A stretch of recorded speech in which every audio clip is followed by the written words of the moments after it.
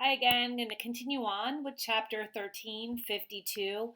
So if you look at the top of page 353, you'll see there's a little space. So we're changing scenes within this chapter. It doesn't happen often in this book where Dickens has two different scenes going on, but he does here. So there's a pause.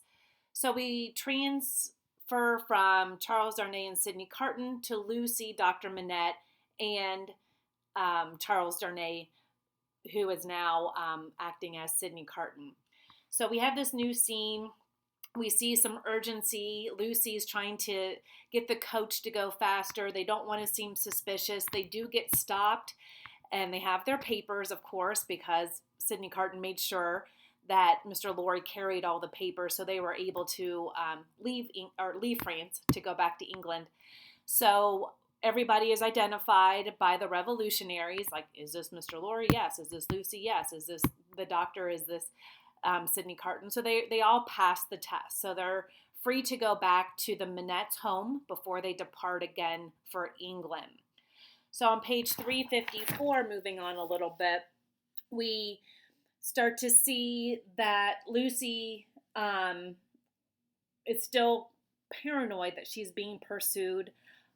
She is not at this point, but there's one thing we need to consider is the matter of Madame Defarge. So remember, all of the Evermonds were to be exterminated. So that part of the story has not been wrapped up by Dickens yet. So at the very end, on page 355, I'm going to read the last paragraph because Dickens does a great job with first and last paragraphs in his chapters.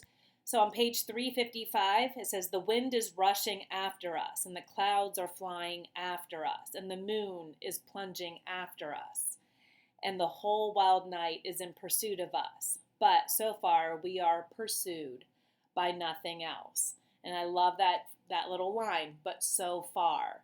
So right now they may be feeling a little bit safe, but just as any good drama happens and how Dickens ties everything up, that may change.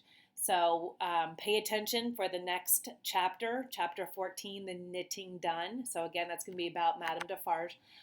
So just enjoy this book. Enjoy the deliciousness that Dickens provides for us as we're reading. I hope you're spending some time with it. And just understanding that a good story is all in the details and all in the way that it's written and how we as readers are supposed to respond to it. So I hope you're all doing well. I'm going to be recording chapter 14 here in just a bit. So please send me questions. I miss you all. Hope you're doing well. Bye.